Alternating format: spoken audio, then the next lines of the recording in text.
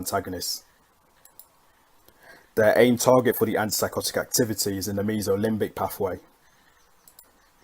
but the extrapyramidal side effects come from their antidopaminergic activity in the nigrostriatal pathway. We can group the side effects in when they will occur after starting the antipsychotic in a patient. For example, if a patient has been on the antipsychotic for days to weeks, they could present with akathisia, an inner feeling of restlessness, or they could also present with an acute dystonia, sustained contraction of a muscle, typically affecting the eye muscles, jaw muscles, or neck muscles. Weeks to months after starting the antipsychotic, the patient may develop Parkinsonism with a triad of rigidity, bradykinesia, and a resting tremor. And after several years of being on a high dose of a typical antipsychotic, the patient may develop the severe side effects of tardive dyskinesia, a very distinctive, permanent and repetitive movements of the facial muscles. The reversal agent of antipsychotic extrapyramidal side effects is procyclidine, an anticholinergic drug.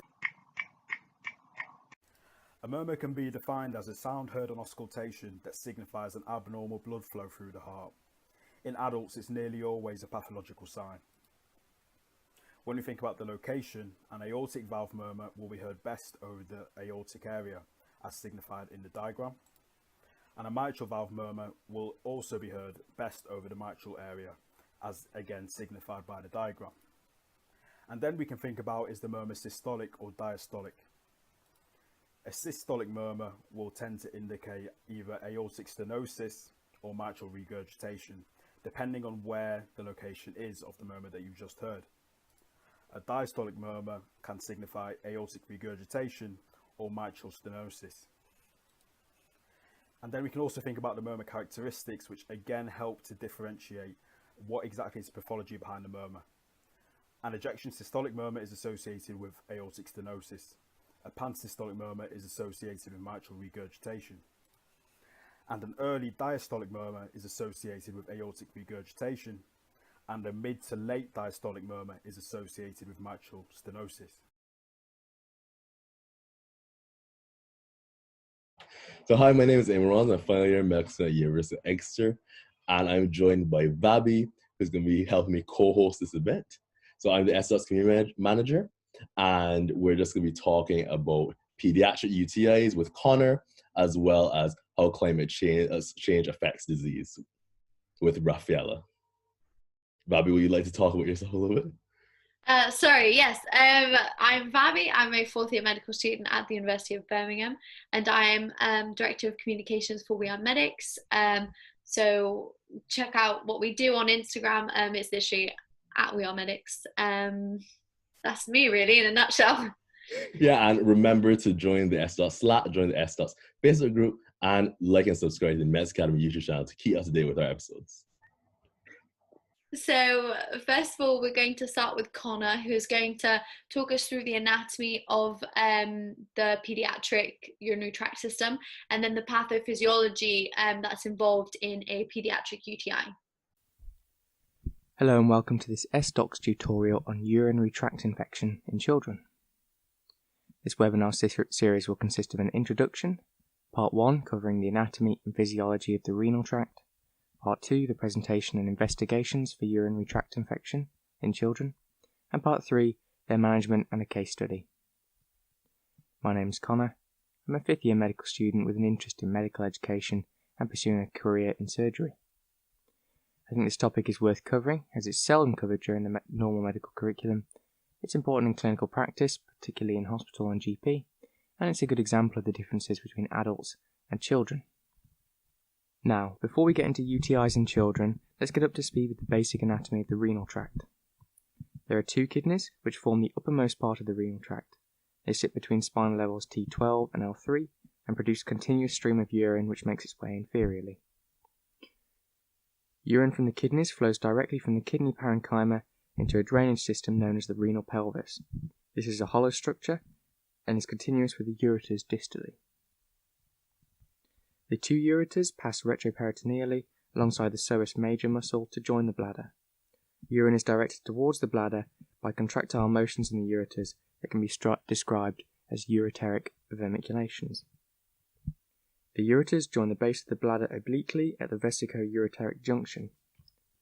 The angle at which the ureters join the bladder produces a physiological valve that helps prevent backflow of urine during urination or when the bladder is particularly full. Finally, we have the trigone and urethra. The trigone is a smooth part of the bladder that has a unique embryological origin but doesn't have much clinical significance. The urethra is a single tube that leaves the bladder to drain urine into the outside world. It is held tightly shut by muscular sphincters in its wall and varies a lot in length between men and women. So, now we've got an idea of what the renal tract looks like, let's move on to the urinary tract infections. The first and most important thing to remember in this tutorial is that UTIs are the most common type of bacterial infection in children, and in up to 50% of cases are indicative of some sort of underlying urinary tract abnormality. There are many different ways to classify urinary tract infections, but one of the most clinically useful is to divide it based on location. An upper UTI is one involving the uppermost part of the renal tract, the kidneys and renal pelvis. This is also known as pyelonephritis. And as these are abdominal structures, symptoms are usually felt more centrally and tend to cause a greater degree of systemic upset. A lower UTI is one involving the bladder and urethra only. This is the most common type of UTI and has the least systemic effects. The third type that I'll mention here is asymptomatic bacteriuria. This is when there is evidence of bacterial infection found on urine culture or dipstick, but there are no associated symptoms. It's important to be aware of this presentation, but most patients will not need treatment for it. We won't cover this any further, but bear it in mind in clinical practice.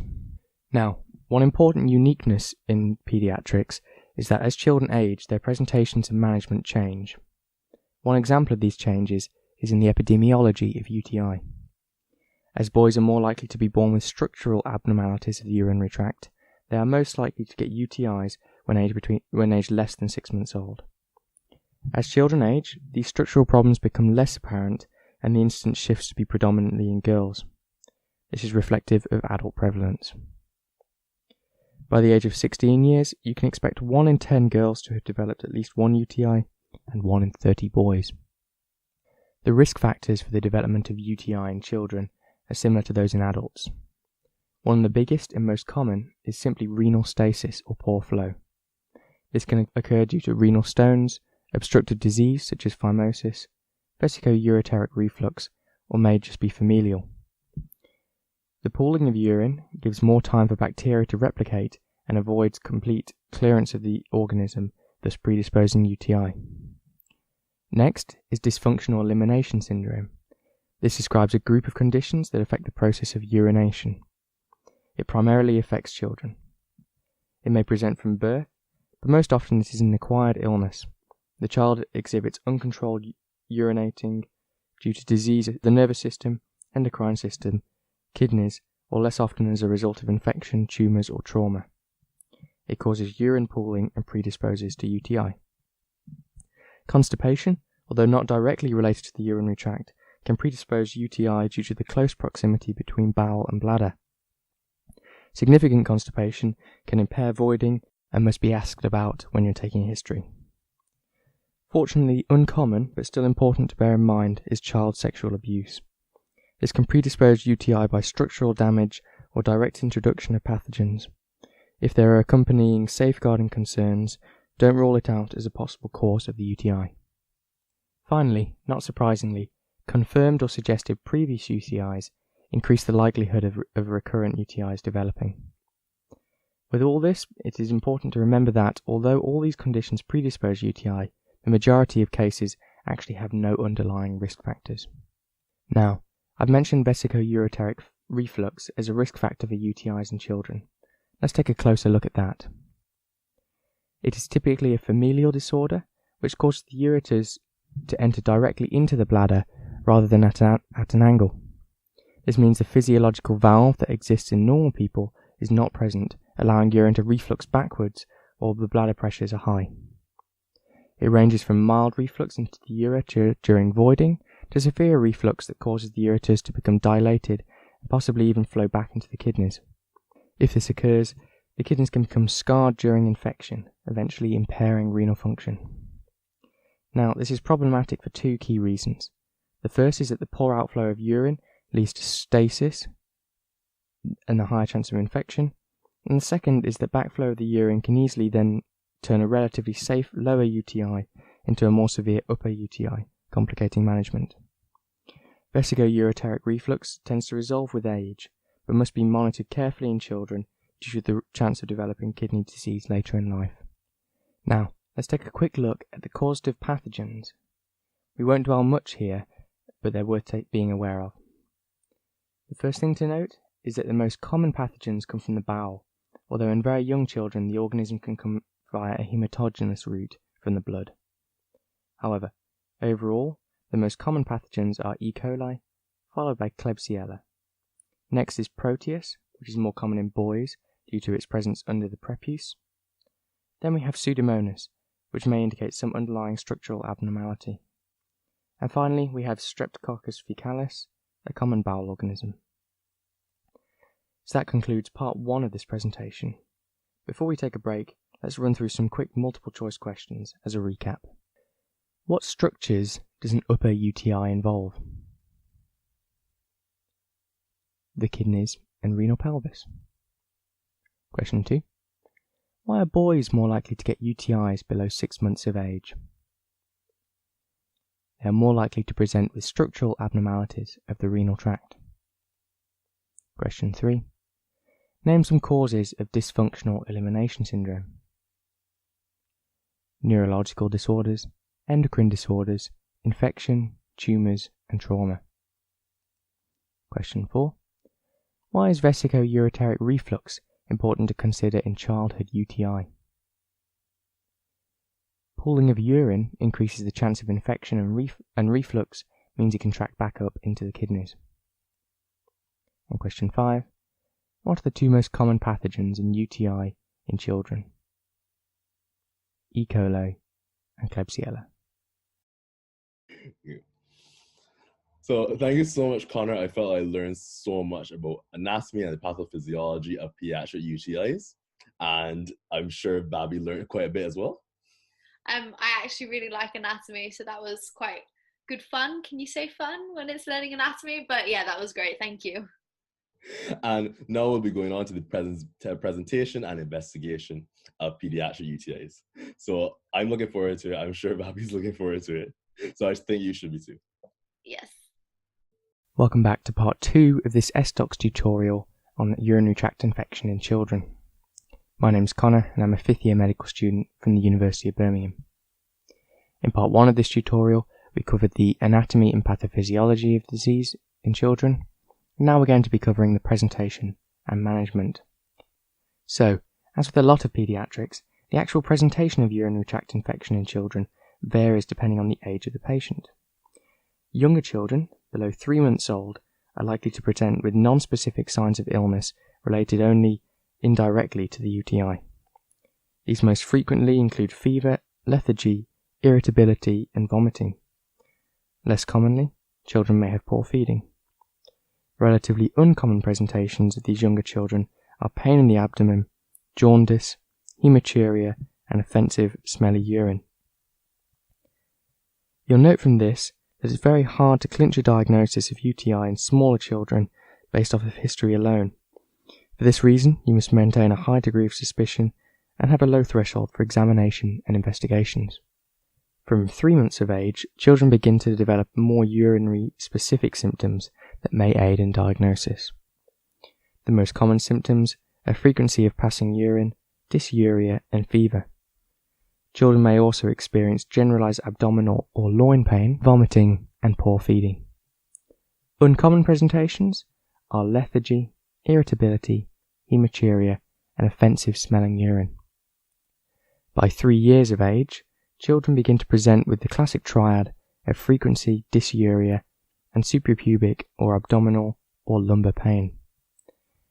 They may also have changes to continence, fever, malaise, vomiting, hematuria, and offensive urine. Once you've got an appropriate picture for how the patient is presenting, it's time to examine them. By far the most important bedside finding to aid diagnosis is temperature. As we'll see shortly, temperature, and thus the presence or absence of fever, is essential to classify the infection. Next, examine the patient's lymph nodes and throat. Examine their abdomen for signs of hydronephrosis, such as palpable kidneys, which may indicate significant vesicoureteric reflux, and the presence of constipation in small children. Make sure you examine their back for evidence of spinal pathology, such as spina bifida, which may cause dysfunctional elimination. Finally, examine the genitals for possible causes of obstruction, such as phimosis or adhesions around the urethral opening. While you're there, check for signs of concurrent associated infection, such as vulvitis and epididymoorchitis. So, as I mentioned, temperature plays a key role in clinching the diagnosis. The presence of bacteria in the urine and a temperature of 38 degrees or greater, or tenderness in the loins, should indicate upper UTI or pyelonephritis. Conversely, bacteria in the urine without systemic features, but still some symptoms related to the urine, indicates the likely diagnosis of a lower UTI. The specific investigations that you carry out will also depend on the age of the patient. NICE recommends that children younger than 3 months with a suspected UTI should be referred to a paediatrician and have a urine sample taken and sent for urgent microscopy and culture. Children between 3 months and 3 years should have dipstick testing first. If leukocyte esterase and nitrates are negative, do not send urine for culture and do not start antibiotics. If leukocyte esterase or nitrates are positive, then send a urine sample off and start antibiotics. For children over 3 years old, always start with a dipstick urine test. If both leukocyte esterase and nitrates are positive, start antibiotics and consider a urine culture if the child is at higher risk of serious illness.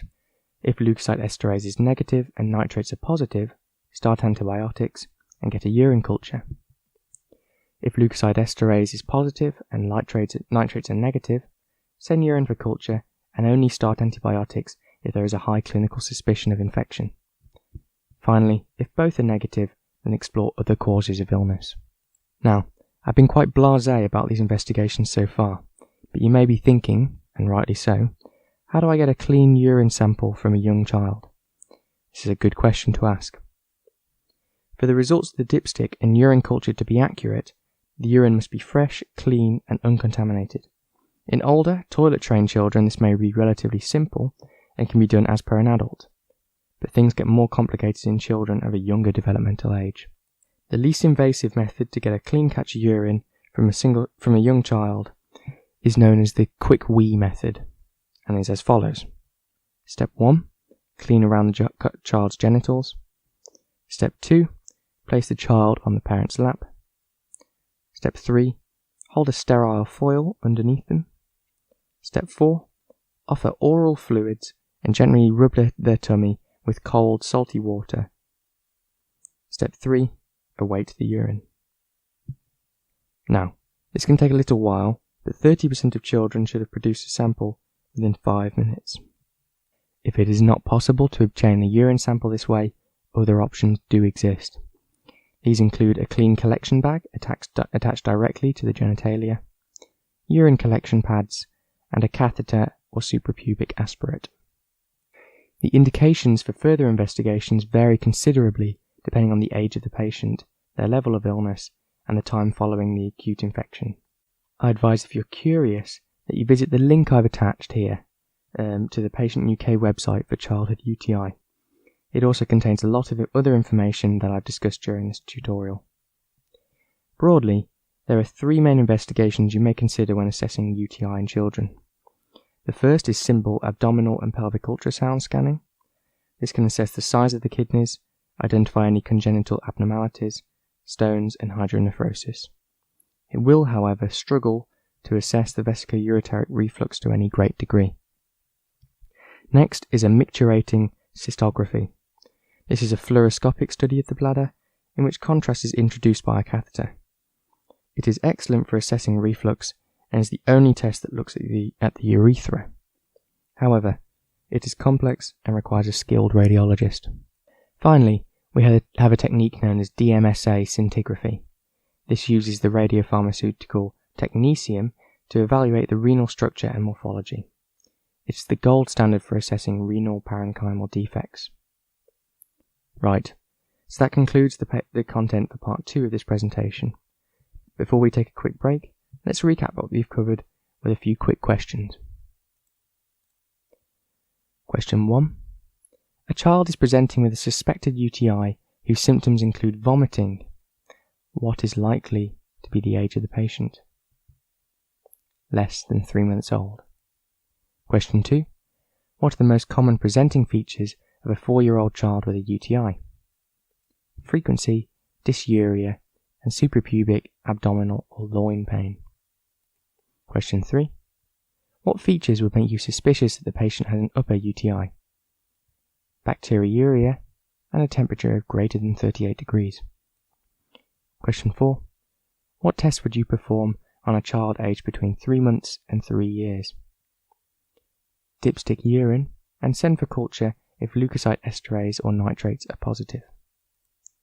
And finally, question 5. What is a micturating cystography particularly useful for? The assessment of vesicoureteric reflux.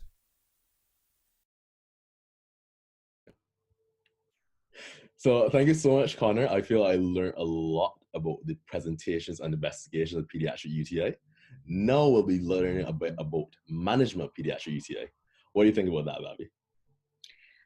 Well, for anyone who was watching the chats that me and Eamon had before, I actually am now starting a job in an emergency department in a pediatric hospital. So I'm really looking forward to seeing the management side of things, because I think I'll be using the information that we just learned about presentation and investigations, but the management will probably be the people much, much more above me. But it's good to have that in the back of your head, so I'm really looking forward to seeing that. Yeah, so definitely keep on watching, guys, and also remember to join the Medics.Academy Slack, the S.Docs Facebook page, as well as the Medics.Academy YouTube channel. Thanks, guys.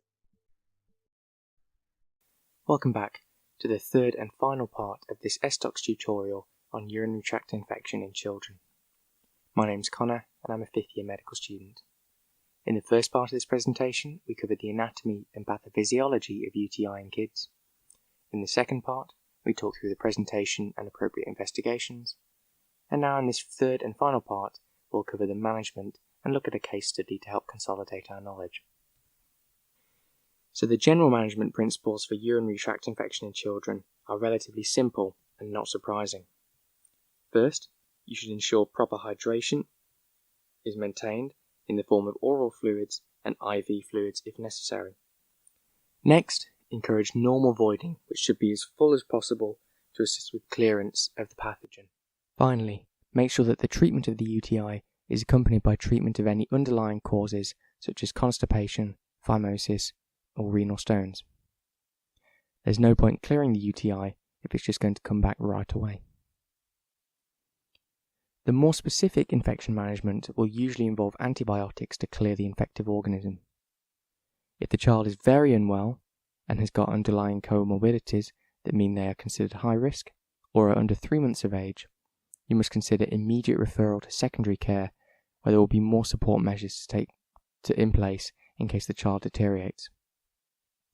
If there are signs of an upper UTI and the child is over 3 months old, you must also consider referral to secondary care, although it won't be on such an urgent basis. The definitive management will be with 7 to 10 days of oral antibiotics if the child is able to tolerate them. Finally, if there is a lower UTI and the child is over the age of 3 months, secondary care referral is usually not necessary. Instead, they can often be treated in the community using a 3-day course of oral antibiotics. As for the antibiotics to use, the first principle is to follow local guidance and adapt your specific choice to the sensitivities and resistances identified on urine analysis. However, the typical first-line treatment for an upper UTI is with coamoxiclav, followed by cefixime, second line, if the first cannot be tolerated or has no effect. For a typical lower UTI, first-line treatment is with an antibiotic with high urinary clearance, such as trimethoprim or nitrofurantoin. If this is unsuccessful, you can consider cephalexin second line. Although usually easy enough to treat, UTIs may recur in these young patients. Risk factors to be aware of that increase the chance of recurrence include being aged less than 6 months old at diagnosis, being female, vesicoureteric reflux, dysfunctional voiding syndrome, and other conditions that increase the risk of developing UTI in the first place. Complications, although rare, include renal scarring, chronic kidney disease, hypertension, and a possible increased risk of developing preeclampsia or hypertension during pregnancy later in life. So finally, to help consolidate some of our knowledge, let's look at a clinical case. This is Katie. She's 2.5 months old and is presenting to your GP practice. Her mother says she's had a few days' history of lethargy, vomiting and irritability, and hasn't been urinating very much despite adequate fluids. What would be your first steps in management? Katie's temperature comes back as 38.5 degrees centigrade, which is high. Her lymph nodes, back and genitals are normal. However, on palpation her abdomen feels hard and is suspicious of constipation. On questioning, her mother admits Katie hasn't had a poo in the last 3 days either. What would be your next step? Given her high temperature, age and other symptoms, Katie is referred to the local hospital. The paediatrician collects a urine sample that comes back showing E. coli infection. What should happen next? Katie is given a laxative to help with her constipation, and her mother is given advice about feeding. Additionally, Katie is given a 7-day course of coamoxiclav. By the end of treatment, Katie recovers well and has no further upset.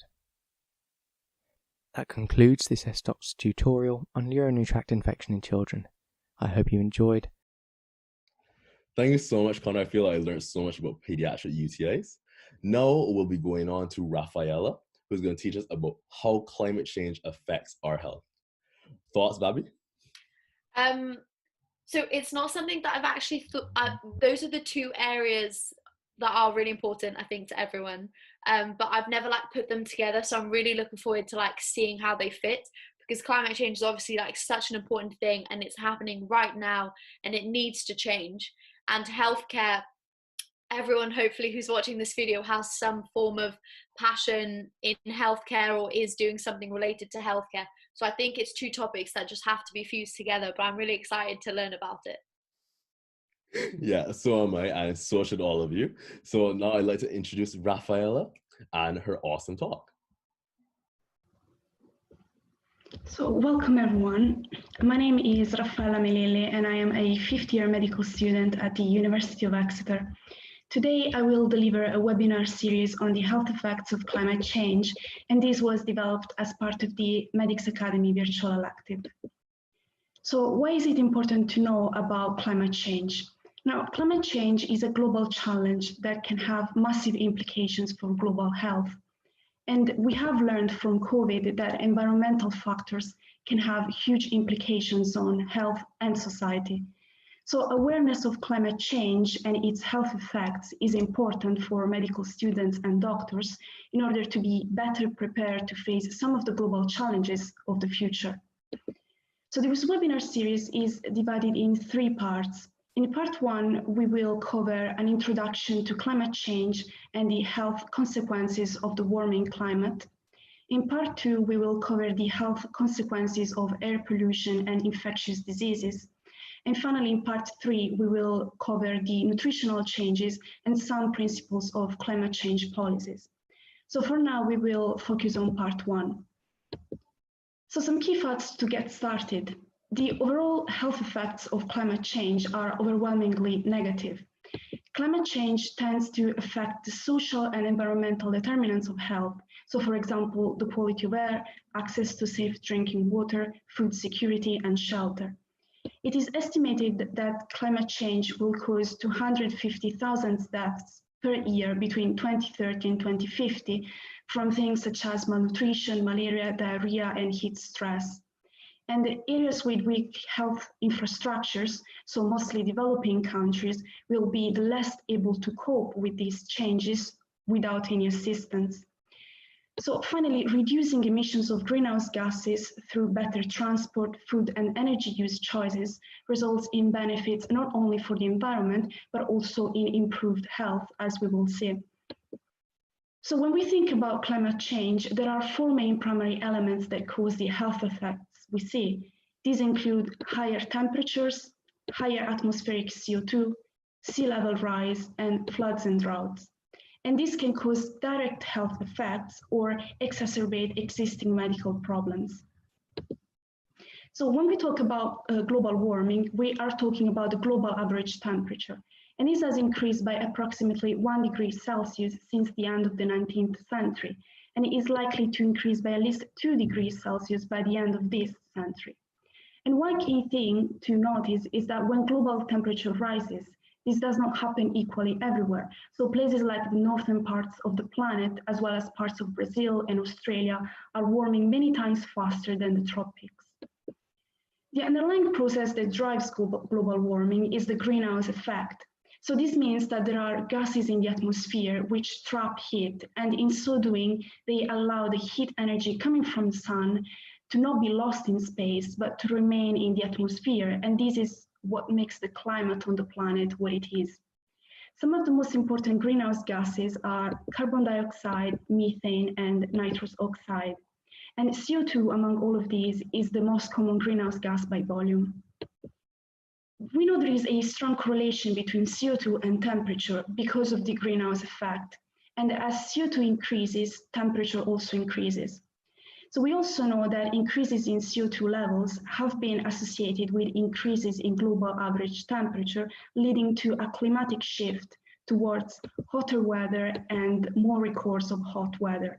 And this occurs because as concentrations of CO2 and other greenhouse gases increase in the atmosphere, because of the greenhouse effect, the amount of solar radiation that gets trapped also increases, and then there is an increase in global temperature. So it makes sense to expect that adding greenhouse gases into the atmosphere in the future will warm the planet even more.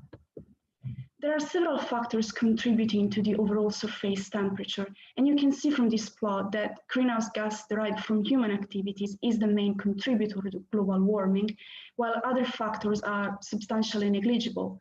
And most of CO2 emissions are generated by burning fossil fuels, such as coal, natural gas, and oil.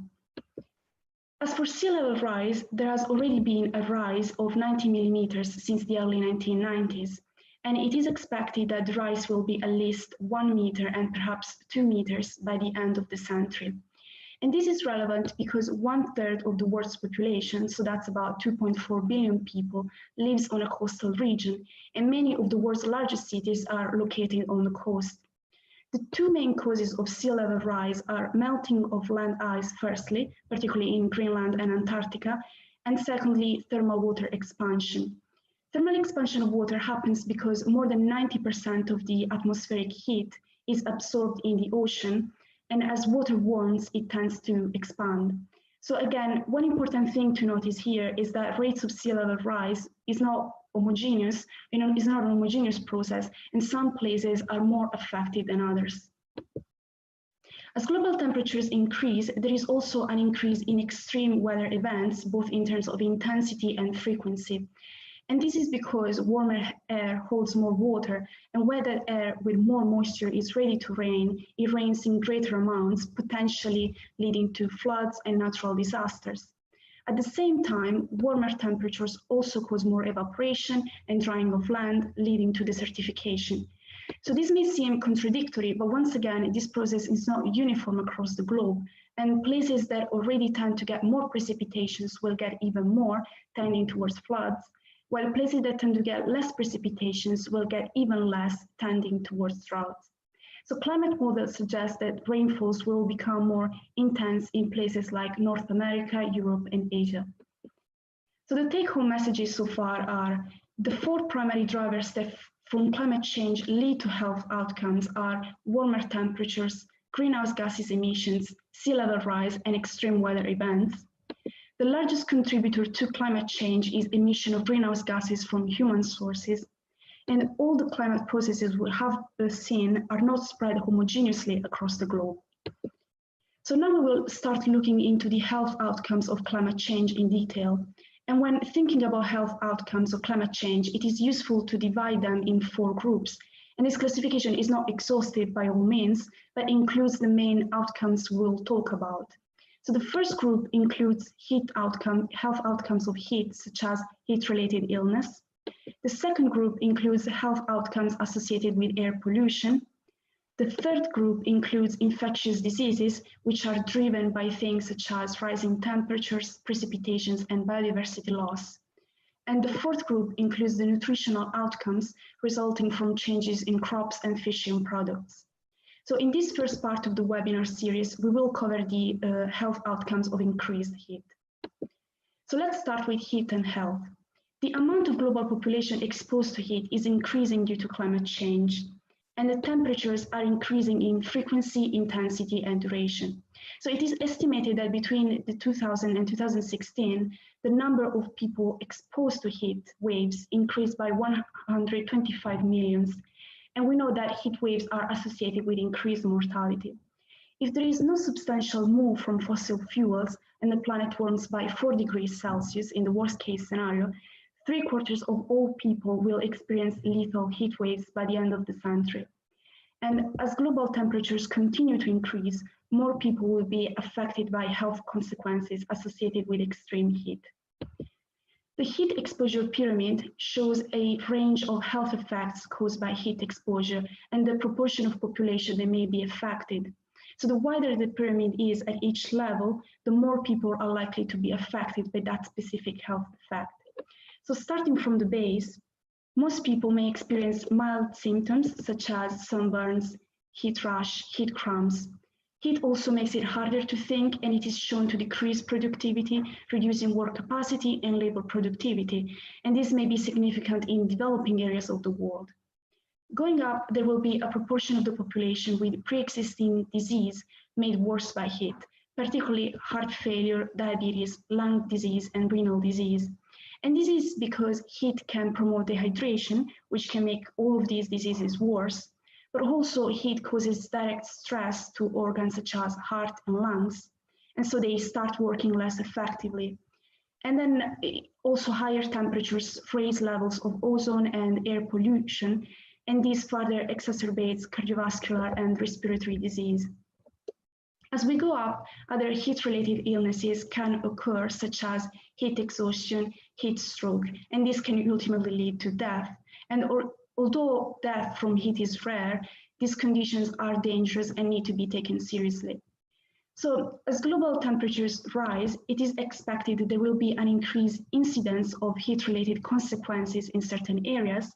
And in those areas where there is already an exposure to these effects, they may experience them with more frequency and in more severe forms. Everyone is potentially vulnerable to heat. However, this is most dangerous for certain groups, including people who live in tropical regions, outdoor workers such as farm workers, construction workers, fishers, because all of these people suffer from a substantial burden from day-to-day temperature increases, as well as the poor, displaced, and homeless. Then the extreme of age, so children and the elderly, because they have a less ability to dissipate heat effectively. And finally, people with pre-existing disease, as we have already seen. So we have discussed heat-related illnesses and exacerbation of chronic diseases, which can lead to accelerated death and increased mortality. But there are other effects of extreme heat that is worth mentioning. One of these is the hospitalizations that can occur from respiratory disease, diabetes, renal disease, stroke, and mental health conditions.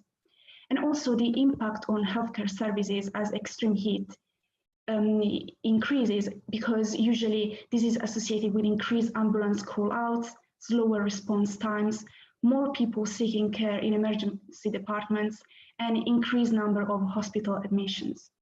So the scale and nature of the health impacts of heat depends on the timing, intensity, duration of a temperature event, as well as the level of acclimatization, the adaptability of the local population, the infrastructure and institutions to the prevailing climate. So you can see that the picture is very complex and predictions are difficult to make. So this is the end of part 1 of this webinar series, and thank you for listening. And make sure you check out part 2 of the series, which you can find below in the description of this video. Thanks so much, Rafaela, for the first part of your video. I feel I learned a lot about climate change and the effect it has on disease and on people, and basically on like everything regarding our lives and our like lifestyles. What do you think, Babby? Yeah, definitely. Like, it was quite good to almost, some of the things were like recapping knowledge that I had way back in sort of like the GCSE, like the physics and the geography side of things. So it was really good to have like a refresher, but it was very interesting to sort of put into perspective the different aspects of everyone's lives that could be affected, well, that are affected by climate change. Yeah, I mean, I literally did environmental science way back in like ancient times, and like yeah, I just like no, I just never use it. Like I just like have all these facts about eutrophication and like how lakes turn green and all that, and just like never think about it again. But other than like in global warming, which is a very important fact that we should all be thinking about. Yeah. So thank you so much, Rafaela, for reminding us of everything. And now we'll be talking about air pollution with Rafaela. So look forward to that, and I hope you guys enjoy the teach, but you're definitely going to enjoy it. So yeah. Welcome everyone. My name is Rafaela and I am a fifth-year medical student at the University of Exeter. Today I will deliver a webinar series on the health effects of climate change, and this is part 2 of the webinar series. And this was developed as part of the Medics.Academy virtual elective. So in part 2, we will cover the health consequences of air pollution and infectious diseases. So let's start with air pollution. It is estimated that 91% of global population is exposed to air quality levels that exceed the WHO guideline limits. So this is about 9 in 10 people globally. And approximately 4.2 million people die from outdoor air pollution each year. Meanwhile, 3.8 million people die from indoor air pollution each year. And mortality largely results from stroke, heart disease, COPD, asthma, lung cancer, and acute respiratory infections. So one of the major contributors to outdoor air pollution is ground level ozone.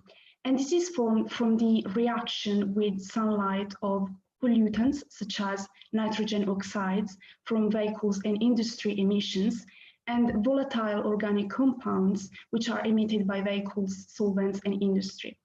Excessive ozone at the ground level can cause a variety of health problems, mostly due to inflammation. So for example, inhalation of ozone can cause inflammation in the lungs, and this can cause breathing problems, trigger asthma, exacerbate lung disease.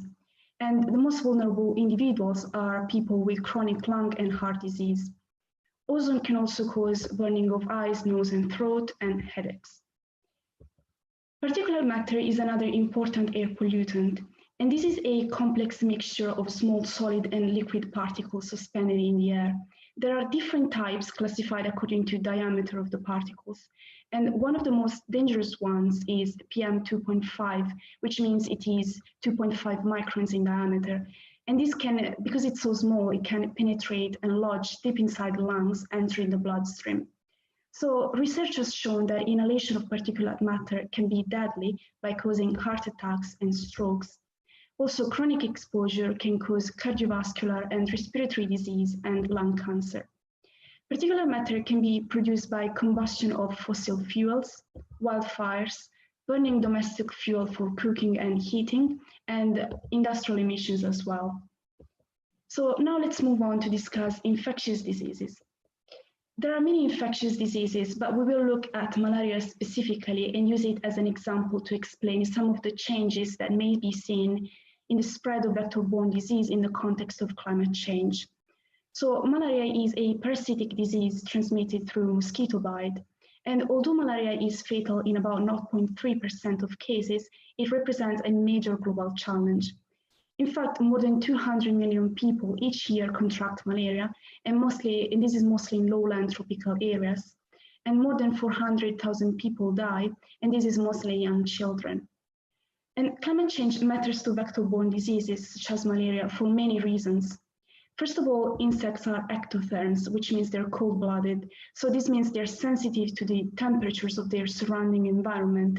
So their biological processes, such as metabolic rates, development rates, reproductive rates, are all dependent on temperature.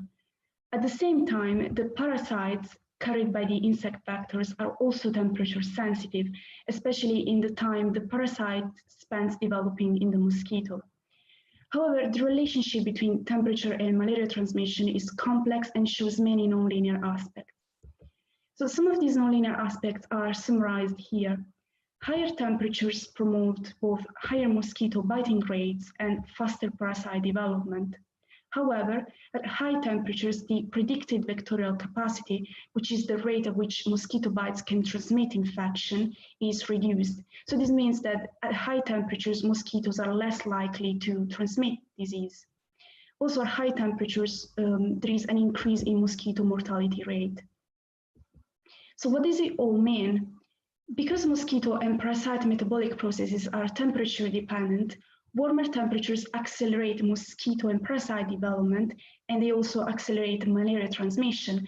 But then there is a point where temperature increases and becomes high enough to be lethal. So there is a sweet spot, which is the ideal temperature of malaria transmission, and it is about 25 degrees Celsius.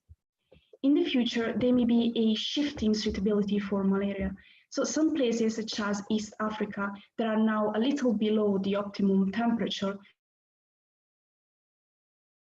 will reach optimum temperatures for malaria transmission with global warming. Other places, such as West Africa, which are already at the optimum temperature, may become too warm, leading to a decline in malaria transmission potential.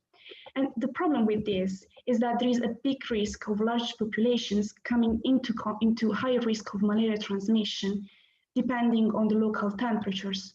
And also the risk that potentially millions of people that haven't been exposed to consistent malaria risk before, or at least not at an endemic level, they are suddenly becoming exposed more and more often. So finally, keep in mind that the picture is much more complex. So other factors such as altitude, precipitation, urbanization all influence mosquito prevalence and disease transmission. And also, besides climatic factors influencing vector and parasite characteristics, there are also human factors. For example, human interventions that can be implemented to reduce vulnerability to infection. So this suggests that predicting future malaria incidents based upon effects of climate change alone may be difficult. And while climate change can create conditions that are either permissible or not permissible for disease transmission, just because you have suitable conditions, it doesn't mean you will have big outbreaks. And that is because of the economic development and vector control activities. So it is worth mentioning as well the biodiversity in the context of health and climate change, because one of the main questions at the moment is whether we should expect more pandemics in the future. Biodiversity refers to the biological variety of life on the planet in all of its forms. And biodiversity is essential for life in ways that may not be always apparent or appreciated. For example, it supports many human needs, including availability of nutrition, energy, fresh water, development of medicines, and all of these underpin good health. Climate change is contributing to biodiversity loss through things like land use change, pollution, ocean acidification, chemical and waste contamination. And long-term changes can cause shifts in the distribution of plants, pathogens, animals, and even human settlements. So biodiversity loss can have significant negative effects on human health due to the disruptions of the ecosystems that support our human needs. For instance, biodiversity loss may mean reduction in the productivity of soil or in the nutritional variety of food that is fundamental for health. Major processes such as deforestation, land use change, water management, urbanization, migration, all of these contribute to shifting in patterns of infectious diseases. Climate change may also lead to a biogeographical redistribution of species towards cooler temperatures. So as a result, we may see animal species moving into areas where humans are prevalent, and this will create a new human-animal interaction and potential opportunities for pandemics to evolve, particularly from zoonotic diseases, although these are still early days for research and predictions are difficult. And then there are also indirect effects, because indirectly changes in the ecosystem service affect livelihood, income, local migration, and of course, in some occasion, it may even cause or exacerbate political conflict. So the The main take-home messages that we have covered in part 2 are that there are many air pollutants, including ground-level ozone and particulate matter. The groups most vulnerable to air pollution include the elderly and people with chronic disease. Relationship between climate change and infectious disease is complex, but a redistribution of vector-borne disease is likely based on the local temperatures. And also, incidence of new diseases may be possible as a result of biodiversity loss. So this is the end of part 2. Thank you for listening, and make sure you check out part 3 of this webinar series, which you can find below in the description of this video. Thanks so much, Rafaela. I feel like that was a really interesting talk. And what do you think, Babi? Yeah, I mean, the part about the mosquitoes and malaria, it makes sense, but I never I never pieced it together because I don't know, I just never thought about malaria. But it's really interesting that, you know, you increase the temperature and a lot of the creepy crawlies come out, and the diseases that they carry with them are sort of, it is their festival, that is. So that was really interesting to see and to hear about. So I'm definitely a bit more aware of the impacts that climate change can have literally on diseases that I just didn't really put together. Yeah, definitely. I mean, literally, as a person that comes from a hot country, we have so many mosquitoes. I get bitten so much, and when you come back to England, it's just it's quite cold, which is Refreshing. Which is different, yeah. But it's definitely it's definitely nice to not get eaten alive, literally. Yeah, I think that sounds justifiable. Yeah, so thank you so much, Rafaela. And now Rafaela will be telling us about nutrition and climate change. So many things about how a changing soil, nutrients, as well as global fish stocks are also decreasing due to climate change. So look forward to that, and I'm sure you guys will enjoy that so much. Welcome, everyone. My name is Rafaela, and I'm a fifth-year medical student at the University of Exeter. This is part 3 of a webinar series on the health effects of climate change, which was developed as part of the Medics.Academy virtual elective. In part 3, we will cover nutritional changes and principles of climate change policies. So let's talk about nutrition first. Climate change can lead to a variety of nutritional deficiencies. Some of these include macronutrients, such as protein deficiency, and micronutrients, such as vitamins, calcium, zinc, and iron deficiencies. Protein deficiencies can lead to many issues, such as kwashiorkor and birth defects.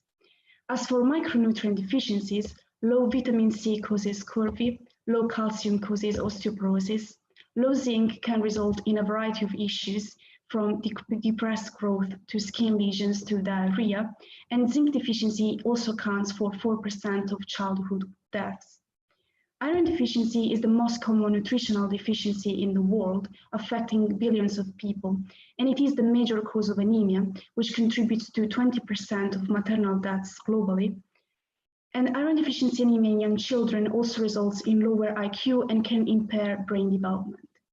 The most vulnerable populations to nutritional deficiencies are children, and this is because inadequate caloric intake can lead to stunted growth, and highest percentages are in Africa and South Asia, but also greater susceptibility to infections and impaired brain development. Other vulnerable groups include the elderly and women of childbearing age. So what are the climatic factors that impact food supplies?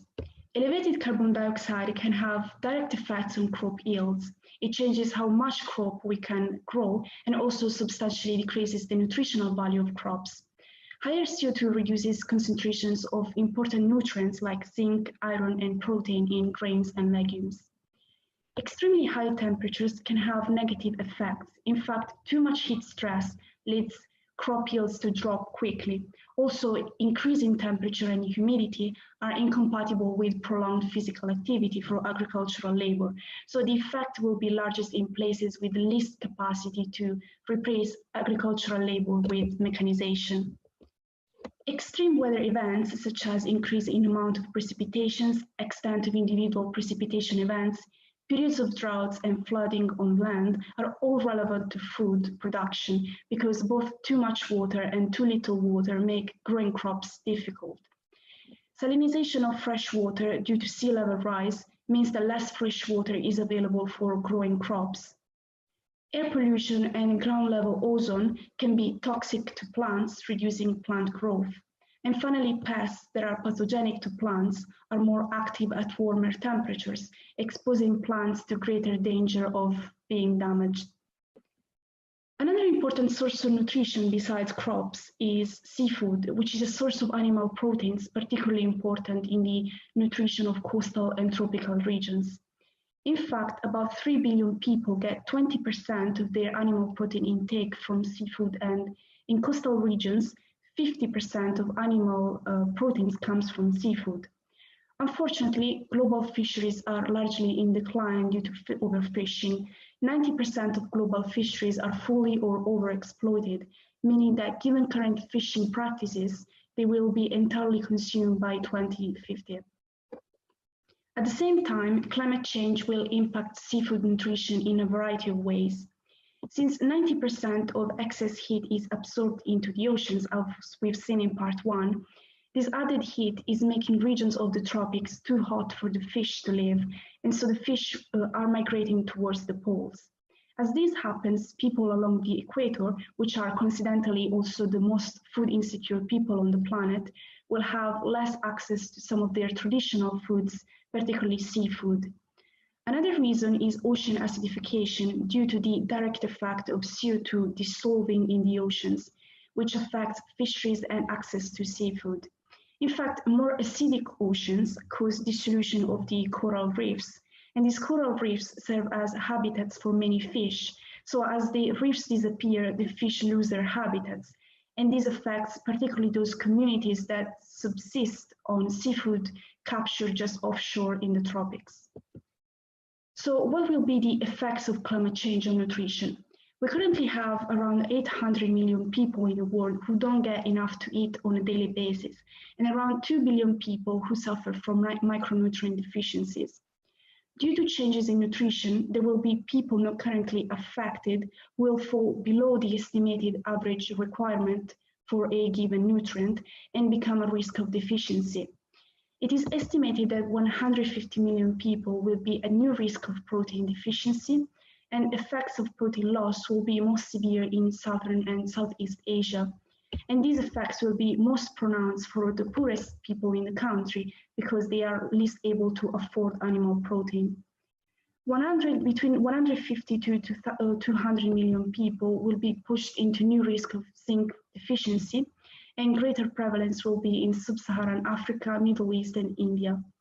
As for iron, about 60% of people who are vulnerable to iron deficiency will lose 3.8% or more of their total iron intake.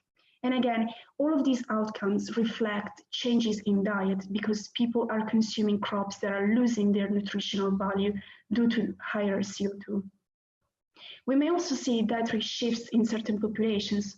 The many pressures on reefs and fisheries around the globe are forcing the coastal poor to find alternative food sources.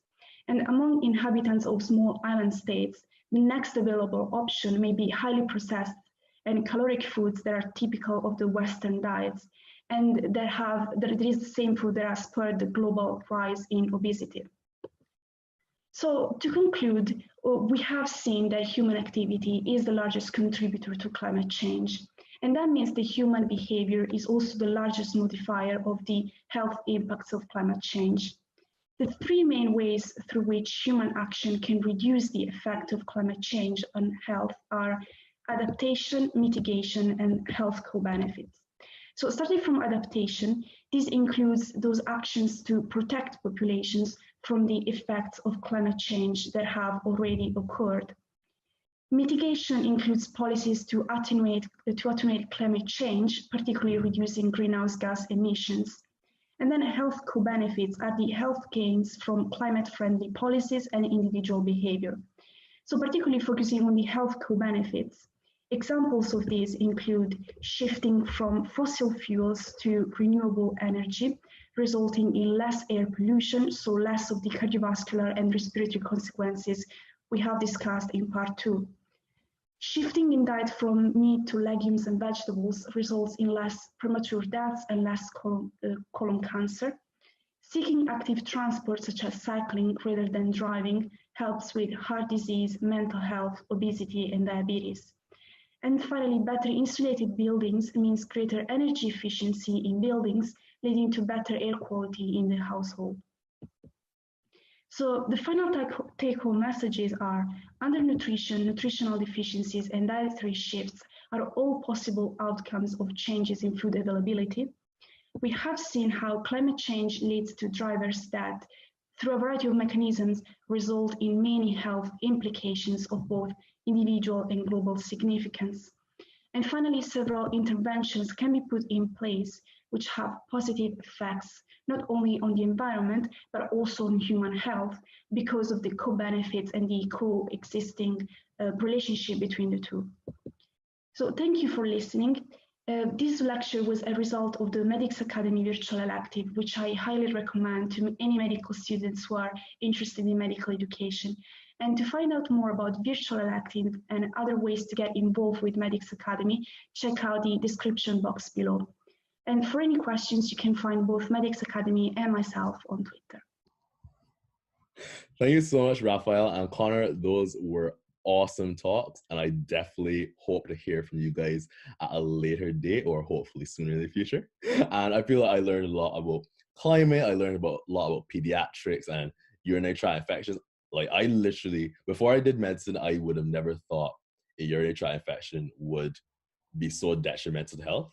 What did you think about UTIs before like medicine? Do you think they were just like a normal thing that just kind of like went away basically and would not have any like problems? Yeah, to be honest, I thought it was very much like oh, bless you, like that's fine. And do you know what, the thing is, I don't think we get enough pediatric exposure before medical school, obviously, but even throughout medical school. I personally am in my 4th year now, no pediatric experience, no sort of knowledge of pediatric conditions. So if you said to me how common is a UTI in a pediatric patient, or what would you think of, I would just go brain dead, to be honest with you. So that was really useful. Thank you, Connor, for that. Like, it was great to have just a little bit more confidence in that area.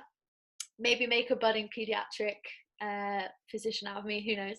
And yeah, with the climate change, like I said before, 2 very important aspects of life that I never put together. I obviously know that climate change has these impacts geographically, and that futures to come, unsustainability of fossil fuels, all of that stuff, but I never really thought it would be bad for your health.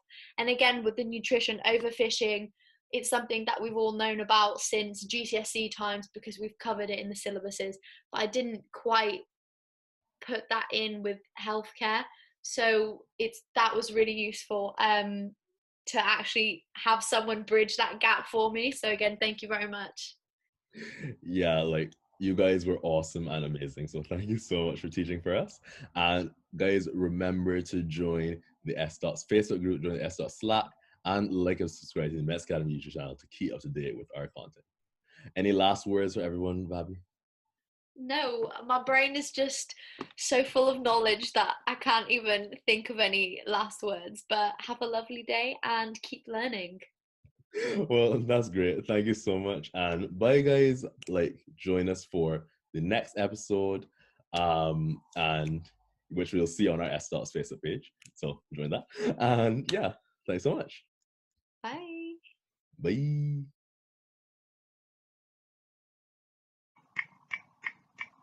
Tetralogy of Fallot is the most common cyanotic congenital heart disease. It causes severe symptoms, and the definitive treatment for it is open heart surgery, normally done before the baby is 12 months of age. Tetra means 4, so there's 4 things that go wrong in Tetralogy of Fallot. I find it useful to remember it in the following order, starting with pulmonary stenosis, the complete closure of the pulmonary valve. Number 2, right ventricular hypertrophy, thickening of the right ventricular muscular wall. Number 3 are ventricular septal defects between the right ventricle and the left ventricle. And number 4, an overriding aorta where both the right ventricle and the left ventricle flow directly into the aorta. So the disease does not pathophysiologically manifest itself in this order, but hopefully it's easy to remember the structural pathology of tetralogy of Fallot in this way. IV fluid resuscitation is indicated when a patient is showing signs of clinical shock. Using your ABCDE approach, by the time you've come to see, you should have a good idea of whether the patient is in shock or not. You may see signs of hypotension, tachycardia, cool peripheries, a long capillary refill time, or a high respiratory rate. You then want to initiate treatment when you suspect clinical shock. You want to give 250 ml or 500 ml bolus of IV crystalloid given over 15 minutes. The crystalloid solution can either be Hartmann's solution or 0.9% normal saline, and it's good practice to give 250 ml if the patient has known or suspected heart or renal failure. After this, you want to reassess the patient again using ABCDE. Their signs of clinical shock may have improved at this point. However, if there's no change, continue with further boluses of IV crystalloid. If the patient has now received 4 rounds of bolus fluid and there's still no improvement, now it's time to get help. The patient needs ICU advice and